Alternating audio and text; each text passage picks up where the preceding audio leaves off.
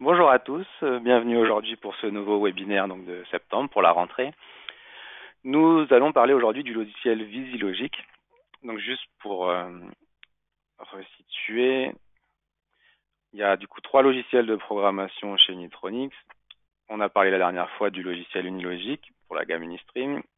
On va parler aujourd'hui de VisiLogic. On va passer très rapidement sur le logiciel. Donc comme d'habitude, là pour l'instant juste on va expliquer un petit peu ce qui va se passer. Vous avez normalement la possibilité dans le petit bandeau à droite du webinaire, vous devez avoir un onglet questions. Donc n'hésitez pas à poser toutes vos questions dès maintenant, tout au long de la présentation, sur ce qu'on va se raconter, etc. Et on fera le tour des questions, donc à la fin, pour y répondre tranquillement. Donc juste pour resituer, VisiLogic, c'est le logiciel qui permet de programmer les deux gammes chez nous, donc la gamme Vision et Samba.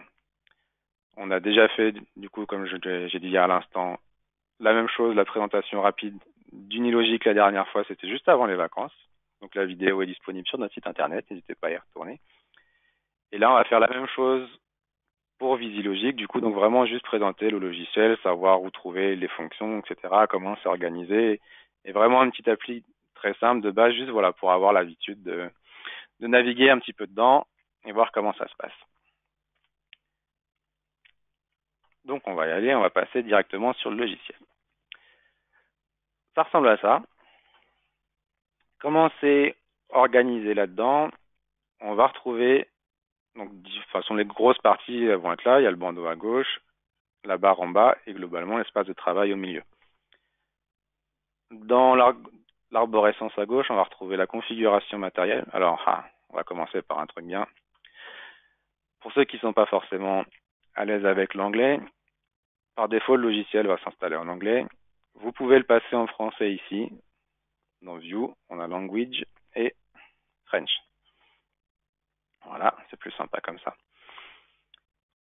Donc, ici à gauche, on va retrouver les grosses parties, on va dire, importantes du projet, donc la configuration matérielle, c'est-à-dire qu'est-ce que j'ai acheté comme produit, qu'est-ce que j'ai comme entrée-sortie, etc. Donc, on y reviendra après, on fera un exemple. La partie ladder, donc avec vraiment toute la partie, le programme, l'automatisme. Donc après, sur un gros programme, vous pouvez organiser, créer des modules, dans les modules, rajouter des sous-programmes, ainsi de suite, histoire d'organiser, de découper votre application, à savoir que les modules, c'est vraiment juste des dossiers pour vous pour ranger. Tout ce qui va intéresser l'automate après, ce sera le sous-programme. Et même chose pour la partie ici, écran. Vous pouvez organiser vos écrans, créer différents modules, rajouter des écrans, ainsi de suite. Donc l'intérêt de VisiLogic, enfin comme dans tous les produits de toute façon Unitronics, c'est d'avoir directement la partie IHM et la partie automate dans le même logiciel qui utilisent les mêmes variables. Variables qu'on va retrouver dans le bandeau en bas ici. À savoir que dans ce produit-là, toutes les variables que vous pouvez utiliser donc, sont déjà préadressées, préorganisées. Et ça va être à vous de trouver voilà, une variable disponible dans la plage mémoire, on va dire, disponible dans l'automate. On va refaire juste un petit tour histoire de bien parler de la même chose. Donc, ça se passe dans le bandeau en bas ici dans Operand si vous ne l'avez pas forcément là devant vous. Input, output, donc là ce sont les entrées-sorties physiques. Qu'est-ce que vous avez branché sur l'automate? Forcément, ça dépend de la configuration matérielle que vous aurez définie. On refera un petit tour après. Ensuite, on retrouve tout ce qui est temporisation. Ils ont leur onglet à part. Et après, on a alors la première partie, ça va être tout ce qui est voilà, MB, MI, ML, DW. Tout ça, sont vos variables pour vous, pour construire votre application. Donc MB, c'est tout ce qui est booléen, binaire, donc juste une info qui est 0 ou 1, oui, non. Ensuite, on a les MI qui sont des mots entiers sur 16 bits. Donc globalement, une valeur que vous pouvez ranger dedans qui va aller de moins 32 000 à plus 32 000, à peu près. Ensuite, on a les ML qui sont toujours des valeurs entières, mais sur 32 bits cette fois, donc de moins 2 milliards à peu près à plus 2 milliards. Et les DW qui sont des 32 bits mais non signés, 0,4 milliards, voilà globalement. Et les MF qui sont cette fois des valeurs réelles, flottantes. Donc, si vous avez besoin de faire des calculs un petit peu plus évolués, de la trigo, ainsi de suite, des trucs avec 10 décimales, forcément, là, on passe sur des valeurs réelles. Ce sont les MF. Tout ce dont on vient de parler là sont des valeurs qui sont sauvegardées dans l'automate. Il y a une pile dans l'automate qui permet de sauvegarder toutes ces valeurs-là, tant que la pile est bonne. On y reviendra. On a d'autres variables ici qui sont organisées pareil, qui sont équivalents, hein, XB pour MB, XI pour MI, etc., qui sont tout pareils, sauf que c'est juste pas sauvegardé. Ça peut permettre dans certains cas voilà, d'avoir un peu plus de variables, ou surtout si vous avez des choses où vous voulez être sûr que quand vous redémarrez l'automate, ce soit réinitialisé, on peut prendre là-dedans du coup. Et on a encore la même chose ici, mais avec du S devant, du S pour système. On va retrouver ici toutes les variables système de l'automate. Donc tout ce qui se passe dans l'automate globalement va vous remonter comme information par les variables système. Donc, par exemple, dans les plus utilisés, on a la mise sous tension qui va vous indiquer que voilà, c'est le démarrage de l'automate, c'est la première fois qu'on lit le programme. Ça va permettre de faire tout ce qui est initialisation, etc. On a un pulse toutes les secondes, si on veut compter à la seconde, toutes les 100 millisecondes. Et on a, par rapport à ce qu'on disait juste avant, par exemple, le SB8, le bit système numéro 8, qui lui va passer à 1 automatiquement quand il va détecter que la pile est faible. Et que donc, bientôt, vous n'allez plus pouvoir sauvegarder vos données, vos paramètres, vos compteurs, ainsi de suite. Donc, ça peut être intéressant de l'utiliser dans votre application pour mettre un petit message à l'écran en disant attention, là, la pile est faible, ce serait bien de la changer ou de plus éteindre voilà, l'automate pour l'instant tant que ça n'a pas été changé, ainsi de suite. Donc ça, voilà, c'est pareil, c'est tout ce qui est tout ou rien. Après, on va retrouver dans les entiers, dans ce qui est intéressant généralement comme variable système, on a le temps de cycle par exemple, on a l'intensité de l'écran. Donc si vous voulez mettre l'écran en veille par exemple, il suffit d'écrire 0 dans la variable système qui correspond à l'intensité de l'écran et l'écran va s'éteindre. Donc voilà, globalement, tout ce qui se passe dans l'automate va revenir par les variables système. Bon, après, il y en a quand même beaucoup. Donc soit quand vous avez besoin de quelque chose, vous cherchez un petit peu dedans et vous trouvez ce qui vous intéresse. Sinon, vous nous passez un petit coup de téléphone en nous disant voilà, j'aurais besoin de cette information-là. Et puis rapidement, on va vous dire c'est le but système temps, c'est le SI temps, ainsi de suite. Donc voilà comment s'organiser un petit peu au niveau des variables disponibles. En fonction des produits de la gamme Vision ou Samba, vous en avez un certain nombre de dispo. Donc là, par exemple, on est sur un Samba, c'est une gamme, il y a un petit peu moins de mémoire. On a 512 MB, je crois qu'il doit y en avoir 8000 sur un Vision.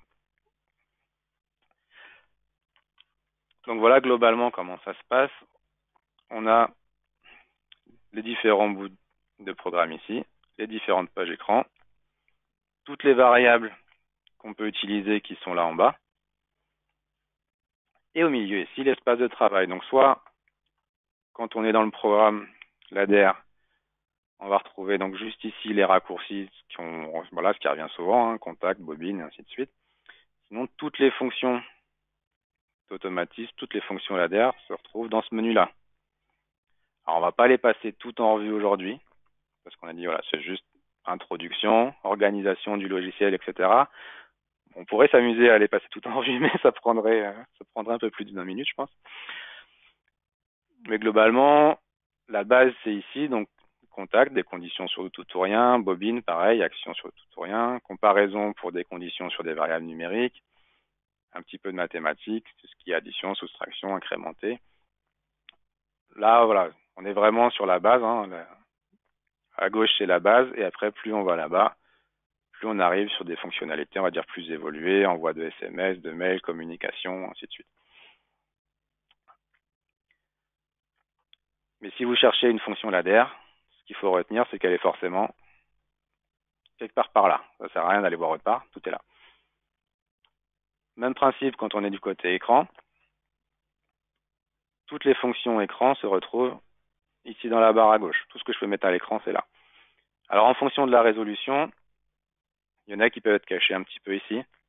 Donc soit il y a la petite flèche pour les faire apparaître, soit on peut cacher le bandeau en bas. Le raccourci c'est CTRL W, après si vous cherchez. Et globalement, c'est pareil. Tout ce qu'on peut mettre à l'écran se retrouve ici. Et il suffit suffit de sélectionner ce qui nous intéresse. Par exemple, je veux un bouton, je dessine un rectangle après sur l'écran et je paramètre mon bouton. Ou je veux une image, je clique sur image, j'ai la petite main qui apparaît ici, je trace un rectangle et je vais chercher mon image. Voilà globalement l'idée, comment ça s'organise, etc. Donc on va peut-être se faire un petit exemple, que ce soit un peu plus concret. Si je démarre un nouveau projet, j'ai pas forcément besoin de sauvegarder ce que j'ai fait là. Première chose que le logiciel me demande quand je démarre un nouveau projet, c'est savoir, hop là, on revient, c'est savoir quel est l'écran du coup que j'utilise, quel est l'automate que j'utilise, quelles sont les entrées-sorties que j'ai disponibles, et ainsi de suite. Donc on retrouve ici la gamme Vision avec les différentes tailles d'écran. Bon, même ceux qu'on n'utilise plus tellement maintenant. Donc on va du 3 pouces 5 ici couleur jusqu'au 12 pouces en passant par les monochromes et ainsi de suite. Sinon on a sur la gamme Samba, pareil, 3 pouces 5, 4 pouces 3, 7 pouces. Donc là, en fonction de ce que vous avez acheté. Par exemple ici, moi j'ai quoi? J'ai un V430 là. Une fois que vous avez sélectionné la taille d'écran, vous pouvez choisir les entrées-sorties que vous avez dessus. Ça c'est pareil en fonction de la configuration que vous avez acheté. Bon, par exemple le B1 lui il n'a pas d'entrée-sortie. On va prendre un truc un peu plus complet. Allez, un RA22 où là on a un petit peu de tout. On peut commencer ici à lister. Donc le premier onglet sont les entrées digitales, tout ou rien. Donc, allez, par exemple, on aurait, hop là, en français c'est mieux, arrêt d'urgence, départ cycle, ou ce genre de choses. Les sorties tout ou rien. Si on a un moteur, et après on va retrouver les entrées analogiques, les sorties analogiques, les entrées rapides si on veut faire du comptage, ainsi de suite. Par exemple, sur les entrées analogiques, si je veux brancher une sonde de température, j'ai juste à dire que mon entrée analogique, c'est une PT100 sur celle-là. Et là, elle me demande où est-ce que je veux ranger la valeur de température qui va arriver de l'entrée dans l'automate. Donc j'ai la liste ici de toutes les variables disponibles. Je vais prendre la première typiquement et je vais lui dire que ce sera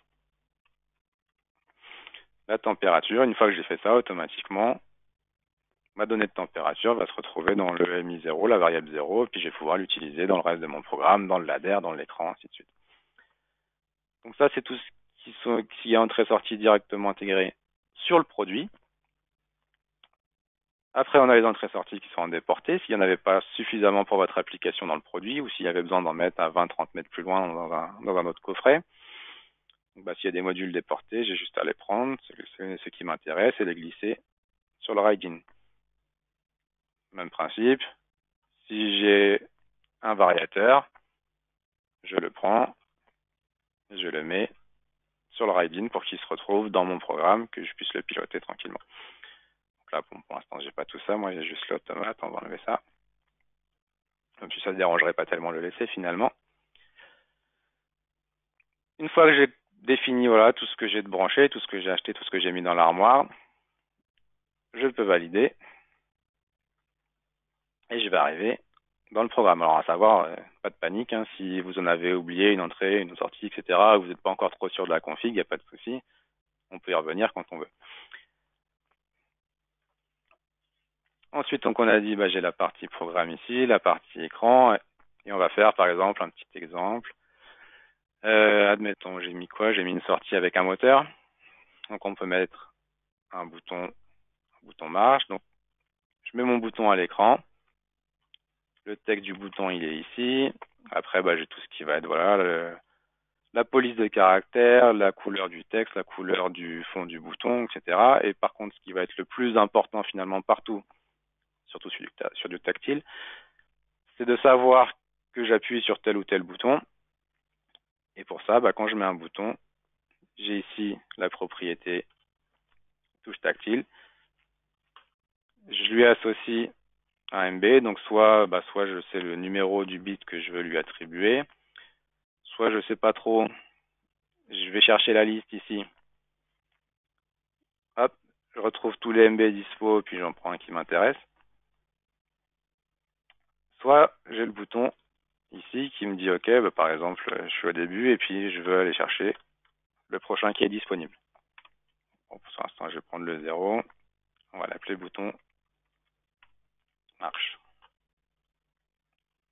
Voilà, après je peux m'amuser à en mettre un deuxième. Arrêt, lui dire par exemple, voilà, je prends le bit suivant, bouton arrêt. Et ce qui serait sympa, ce serait d'avoir à l'écran directement l'état du moteur pour voir sur l'automate si le moteur il est en train de tourner ou pas. Pour ça, allez, on va aller chercher par exemple une image qui va changer d'état en fonction de l'état de la sortie moteur. Bon là je sais que c'est la 0, hein, sinon toujours pareil, j'ai la liste ici, je vais chercher, ainsi de suite. Et par exemple, si le moteur est éteint, allez, on va afficher un petit voyant en gris.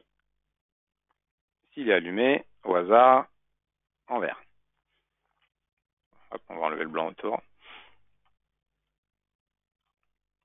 Bon, on est d'accord que là, on est sur du super basique. C'est vraiment juste pour comprendre un petit peu l'idée, comment ça marche dans le logiciel.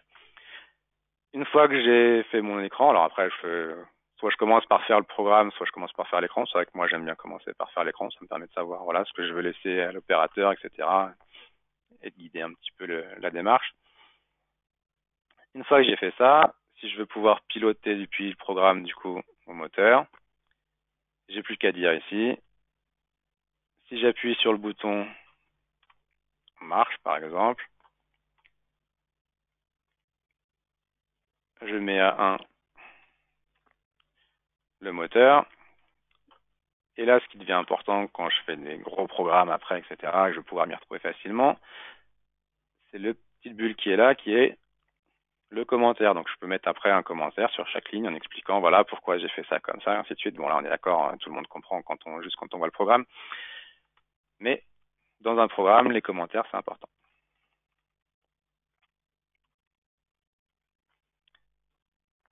Ça, et pareil, si je veux l'arrêter, par exemple, allez, on n'a qu'à faire, on va tricher un peu, copier, coller. Cette fois, ce qui m'intéresse, c'est le bouton arrêt. Donc, soit je sais que c'est le 1, soit je vais le chercher dans la liste.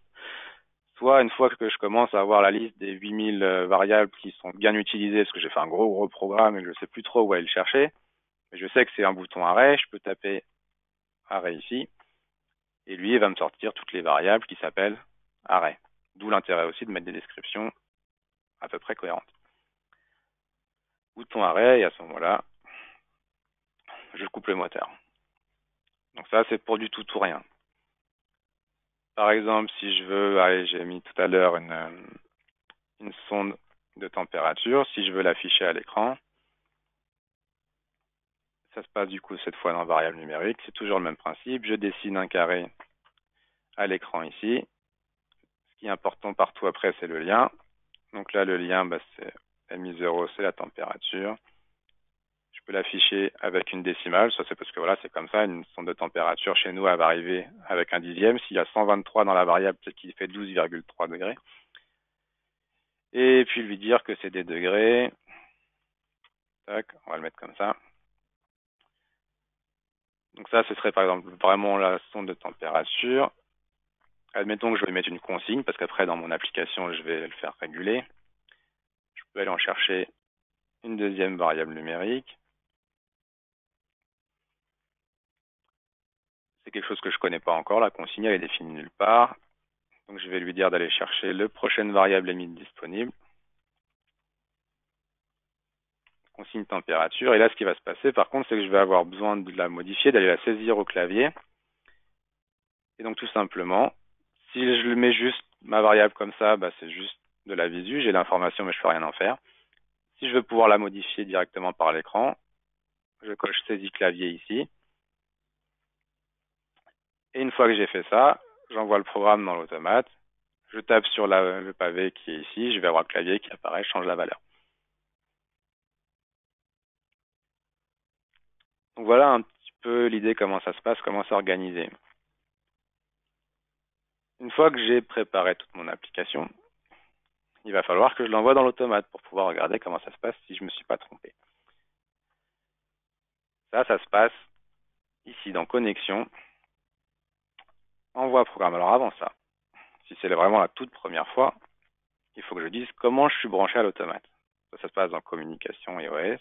Soit je suis en liaison série ou USB, c'est pareil, ne cherchez pas à USB, il n'y a pas, c'est liaison série. Et là, il faut que je dise le port com qui est branché, parce que ça crée un port com virtuel quand vous branchez l'automate sur le PC. Moi, c'est le 3. Si vous n'êtes pas sûr, vous pouvez aller voir ici dans le gestionnaire de périphérique. Vous avez port com et LPT. Voilà, il vous met entre parenthèses comme 3. Vous savez que c'est celui-là qu'il faut le mettre dans le logiciel. Une fois que vous avez fait ça, faites obtenir les infos de l'automate. Si ça vous remplit les petites cases ici, c'est que c'est tout bon, ça communique bien avec l'automate, on peut y aller. Et à ce moment-là, on va l'envoyer programme ici. Et alors là, attention, important. S'il y a 2 minutes aujourd'hui où il faut suivre, c'est maintenant.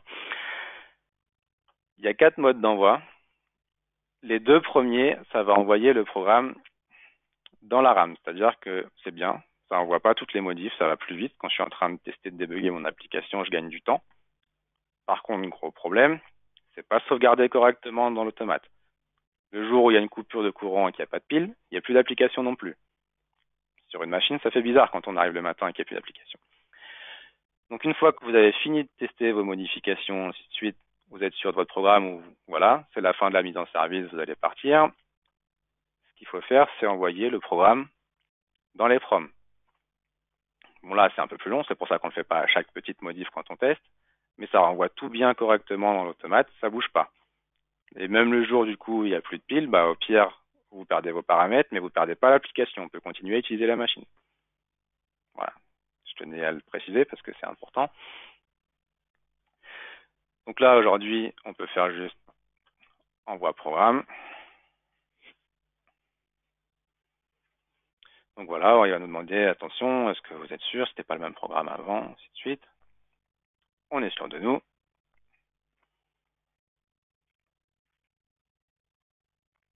Hop, on va le laisser envoyer le programme tranquillement. Les images ne sont pas les mêmes, certes. Donc là, effectivement, ça prend un peu plus de temps. Généralement, ce qui prend du temps à l'envoi, c'est les images. Là, ça prend un peu plus de temps parce qu'il y a les images. Si demain, voilà, vous changez juste un petit contact, etc., des petites modifs dans le ladder, ça va aller plus vite à envoyer.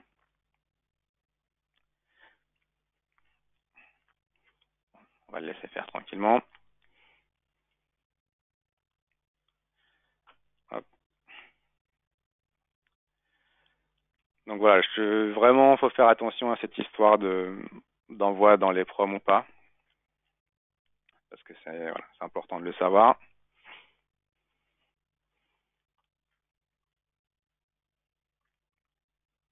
Allez, on y est presque. Une fois qu'il a fini les images, ça va aller vite. On est bon. Une fois qu'on a envoyé le programme dans l'automate, généralement, qu'est-ce qu'on veut faire? On veut voir si tout se passe bien, si on a bien écrit le programme, ainsi de suite. Et maintenant, ça va se passer dans Connexion. Test en ligne. Ce qui se passe du coup quand je mets test en ligne, c'est qu'on va être en connexion directe avec ce qui se passe dans l'automate. Par exemple, dans la liste des variables, je vais avoir en bleu ici toutes les valeurs en temps réel de ce qui se passe dans l'automate, donc toutes mes valeurs émises. Bon là, il y avait des choses qui traînent d'avant, pourquoi pas. Je vais avoir l'état de mes entrées, l'état de mes sorties. Je peux ici forcer les entrées-sorties, par exemple, parce que là, j'ai rien de câblé dessus. Typiquement, l'entrée d'arrivée d'urgence, ça pourrait m'embêter si elle est toujours à 0. Je peux la forcer à 1 ici, comme ça, dans mon programme, elle est considérée à 1. Et c'est comme si j'avais mis du 24 volts physiquement sur l'entrée.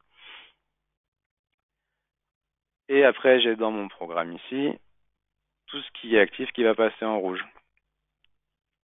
Par exemple, hop, je vais aller chercher ça m'intéresse. Parce que ça, c'est la partie programme. Je peux avoir la partie écran ici. Voilà, où là, je vois ce qui se passe sur l'écran. Et si j'appuie, voilà, si j'appuie sur marche, je vois ici dans mon programme, j'ai la condition qui passe en rouge comme quoi elle est validée. ça m'active le moteur qui passe lui-même en rouge.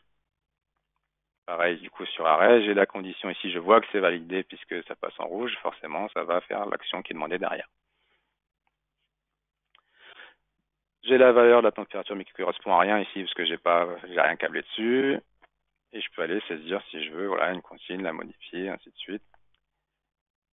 Et après, j'ai plus qu'à continuer comme ça pour faire mon application. J'écris un petit bout, je l'envoie dans le programme, j'envoie dans l'automate, pardon, je teste, je vérifie que tout va bien, et ainsi de suite.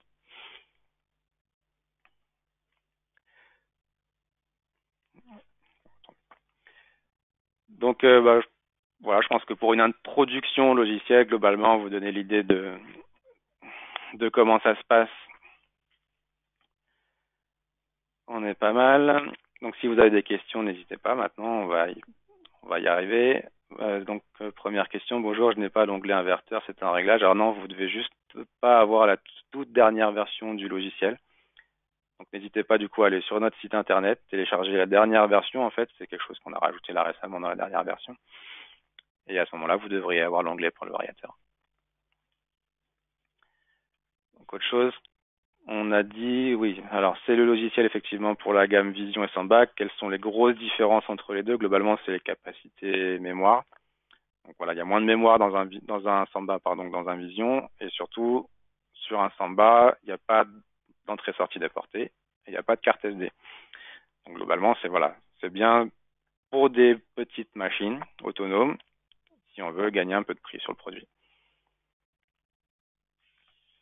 Après, y a-t-il un moyen de verrouiller le programme pour pas qu'on puisse le récupérer? Oui, tout à fait. Il y a plusieurs options pour ça. Si on revient dans les modes d'envoi, il y en a un dernier dont je n'ai pas parlé ici, qui s'appelle autoriser récupération. En fait, tant qu'on n'a pas cliqué sur autoriser récupération, personne ne peut venir récupérer le programme qui est dedans. Attention, même pas nous, parce qu'on a déjà eu des cas où j'étais en train de travailler sur l'automate, etc. Bon, le programme il est dedans, mon PC il a craché. Comment je fais pour le récupérer? Non, on peut pas. S'il n'y a pas eu autorisé récup, on ne peut pas.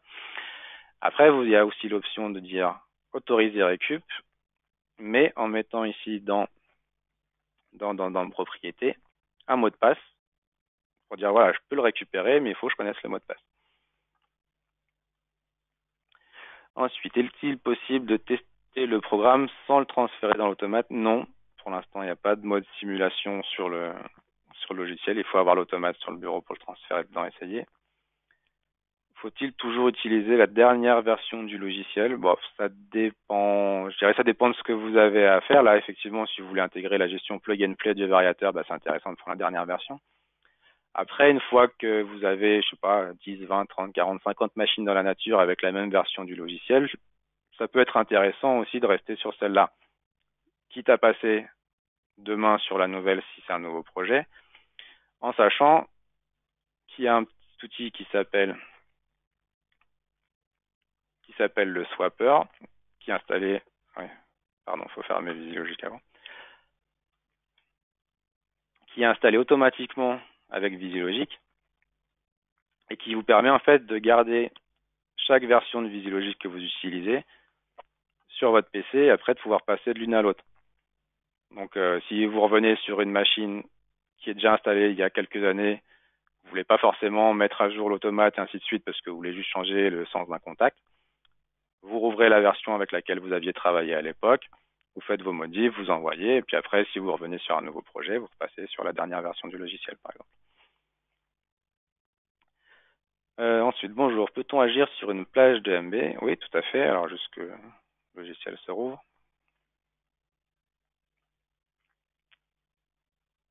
Hop, allez, il n'est pas bien réveillé mon PC aujourd'hui.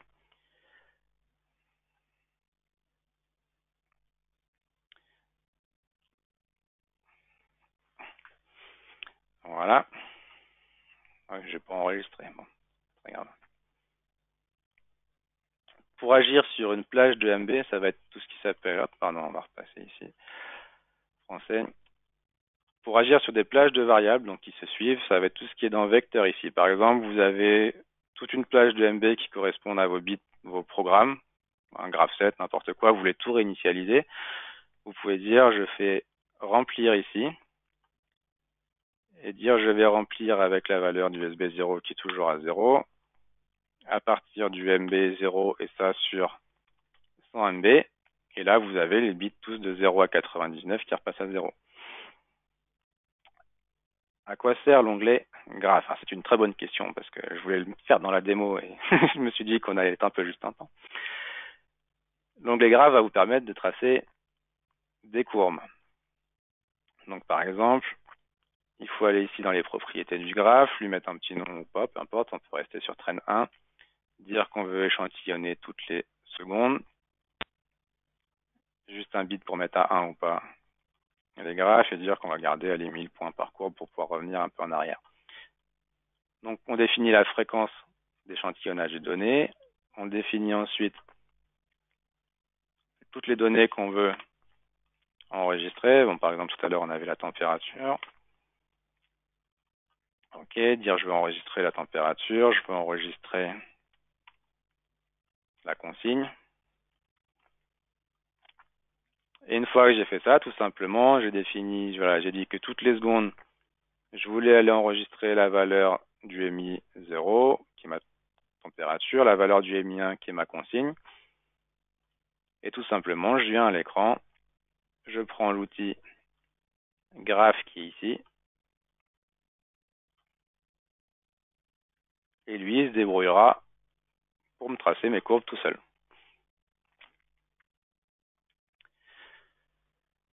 Ensuite, bonjour. Pour gérer le remplissage d'une cuve visuellement, comment peut-on faire à partir d'une valeur analogique? Alors l'idée, ça va être la suivante.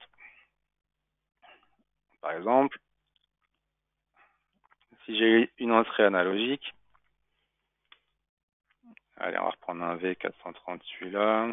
Ici, une entrée ANA qui est un 0,10 volts. La valeur du 0,10 volts est en rangée dans MI3.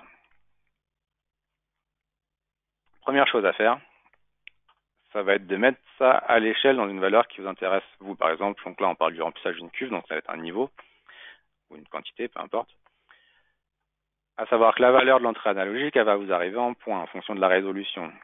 Donc là, par exemple, on doit être, on peut être sur 12 ou 14 bits, donc ça va être, si on est sur 12 bits, ça va être la valeur, elle va évoluer entre 0 et 4095 points. Du coup, donc 0 pour 0 volts et 4095 points pour 10 volts. Une petite mise à l'échelle pour dire voilà, si ma valeur est à 0, c'est que j'ai 0 mm, 0 cm par exemple de niveau. Si elle est à 4095, donc à 10 volts, admettons, j'ai une cuve qui fait, j'en sais rien, 20 mètres de haut. On va dire 20 mètres ici. On prend un MI3 qui est la valeur de l'entrée analogique. Et ça nous donne un MI4 qui est le niveau en mètres, par exemple. Ça, c'est juste pour avoir une valeur, du coup, qui est dans une valeur cohérente pour nous. Et à l'écran, on va le laisser à côté. Je peux prendre, par exemple, une petite cuve ici. Et aller chercher tout simplement mon MI, je crois que c'est le 4, voilà, mon niveau en mètres. Lui dire que c'est quelque chose qui va évoluer entre 0 et 20. Et une fois que j'ai fait ça, j'ai effectivement ici la jauge en jaune qui va, voilà, suivre le niveau de mon entrée analogique. Faut-il absolument le logiciel pour flasher l'automate? Alors ça dépend du comment vous voulez faire. Si effectivement c'est pour dire, voilà, vous avez fait une modif, la machine elle est chez votre client et vous voulez qu'il puisse faire la modification tout seul, généralement c'est le cas dans ce genre de questions. Forcément, vous voulez pas lui envoyer le logiciel et le programme, faut pas qu'il aille fouiller dedans. Vous pouvez, il y a plusieurs solutions. Soit il y a un logiciel qui existe, ou depuis VisiLogic, on peut créer un fichier spécifique et lui, du coup, il a juste un logiciel qui s'appelle InDownloader qui va permettre d'avoir juste un bouton envoyer le programme sans qu'il puisse l'ouvrir. Ou alors, si c'est sur un Vision, vous avez aussi l'option carte SD, c'est-à-dire je crée un fichier programme en format SD et je l'envoie sur une carte SD au client, il la met dans l'automate, il va dans le menu système, importer application et l'automate est à jour. Peut-on surveiller les données à distance? Oui. Donc ça, il y a toute une solution. Après, on a fait un webinaire il n'y a pas longtemps sur tout ce qui est justement solution d'accès à distance, etc. Donc avec un modem 3G par exemple. Donc n'hésitez pas à faire un petit tour sur notre site internet à ce moment-là pour regarder ça. Quelle est la différence entre module et sous-programme? Le module, c'est juste pour vous, un dossier pour vous, pour organiser l'application. L'automate, vulgairement, il s'en occupe pas, il s'en fout. Lui, il va travailler juste avec les sous-programmes. En sachant qu'un sous-programme, là, si je rajoute un sous-programme, le sous-programme n'est pas lu automatiquement par l'automate. Si vous voulez aller lire ce qui se passe dans un sous-programme, vous avez le programme principal et il faut lui dire maintenant, va lire le code qui est dans le sous-programme 1, va lire le code qui est dans le sous-programme 2, en sachant que là, on n'a pas trop détaillé parce que l'idée c'était d'aller un petit peu vite. Mais globalement, un programme organisé, dans le main routine, il y a juste tout ce qui est initialisation et appel des sous-programmes et après, vous travaillez dans vos sous-programmes dans les différentes parties. Bonjour, avez-vous des configurations avec une motorisation pas à pas? Oui, on a des exemples là-dessus. Il y a des produits qui ont des fonctions spécifiques pour ça, qui sont tous les produits donc en TR quelque chose à la fin, avec des sorties rapides. Donc à ce moment-là, de toute façon, on doit avoir vos coordonnées, je pense, comme vous êtes inscrit. À la fin du webinaire, là, ou début d'après-midi, on vous enverra les exemples qui correspondent à ça. Bonjour, peut-on avoir un aperçu de l'intégration plug and play des variateurs? Oui, pas de souci, c'est pareil, il suffit d'aller sur le site internet. On a fait une présentation là-dessus, donc il y a déjà un webinaire dessus. Donc vous retrouvez là, ici, si vous êtes sur le site internet, vous allez dans Documents utiles, Webinaire, vous retrouvez toutes les présentations qu'on a déjà faites. On descend un petit peu, le temps que ça arrive. Il n'est vraiment pas réveillé aujourd'hui le PC. Et du coup, vous l'avez ici, VisiLogic, table de données, variateur de fréquence unitronique. Donc là, pour voir comment ça se passe, la mise en route du variateur. Est-il possible d'avoir un historique des changements de valeur, entrée-sortie, MB, etc. Oui, pas de souci, je vous enverrai pareil un exemple tout à l'heure. Merci, merci, je vous en prie, avec plaisir. Peut-on faire des fenêtres modèles qui pourront être appelés avec des zones mémoire différentes, des besoins de commandes, etc. Alors non, pas sur ce logiciel-là, pas sur la gamme Vision. Ça, c'est quelque chose que vous pouvez faire après sur l'autre gamme Unistream, avec le logiciel Unilogic. Si effectivement vous avez des choses qui reviennent tout le temps, c'est intéressant de pouvoir créer des fonctions et des objets que vous rappelez juste en associant une cuve, un moteur, ce que vous voulez. Mais ça, c'est pareil, regardez un petit peu sur le site internet. On a déjà dû faire une présentation dans ce sens-là, mais du coup, c'est sur le logiciel Unilogic. On ne peut pas le faire sur Vision. Ensuite, comment peut-on régler l'heure à distance chez un client? Soit vous avez un accès modem 3G par exemple et un accès VisiLogic. À ce moment-là, il suffit de vous connecter et de cliquer sur ici communication EOS, deuxième onglet, envoyer RTC. Ça va mettre l'automate à jour. Soit lui, il peut le faire par le menu système. Maintenant, c'est vrai que si c'est le client final, il n'a pas forcément besoin d'aller accéder au menu système. C'est dommage. Sinon, il y a aussi la possibilité dans votre application de rajouter quelque chose qui est ici, Real Time Clock, de le mettre en format heure, minute, seconde, de dire que ça c'est l'horloge de l'automate du coup, et si vous cliquez ici sur saisie clavier, ça veut dire que directement depuis l'écran de l'automate, vous êtes capable de taper dessus et de régler l'heure.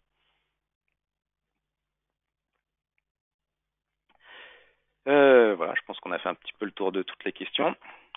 Donc de toute façon, n'hésitez pas, s'il y en a qui vous viennent après, etc. On est là pour ça, on est disponible, vous nous passez un petit coup de fil ou vous nous envoyez un petit mail. Donc voilà, je reprendrai en début d'après-midi maintenant tranquillement, je pense, pour toutes les demandes d'exemples spécifiques là qui ont été posées sur le pas à pas, etc. Sur les variateurs aussi, je vous enverrai l'exemple. Et puis sinon, je pense qu'on va s'arrêter là pour aujourd'hui. Dernière question, est-il possible pour un novice d'utiliser le logiciel? Ouais, je pense qu'il y a suffisamment d'exemples pour ça. C'est pareil, je vous les enverrai si vous voulez. C'est pour ça aussi qu'on fait les webinaires sur chaque fonction, pour essayer de bien expliquer chaque fonctionnalité. Après, n'hésitez pas à nous passer un petit coup de fil, qu'on fasse le point sur de quoi vous avez besoin, ainsi de suite, et on vous enverra les exemples qui vont bien. Donc, merci à tous d'avoir été présents aujourd'hui pour ce webinaire et à très bientôt en vous souhaitant à tous une très bonne journée et un bon appétit. Du coup, c'est presque l'heure d'aller manger. À bientôt.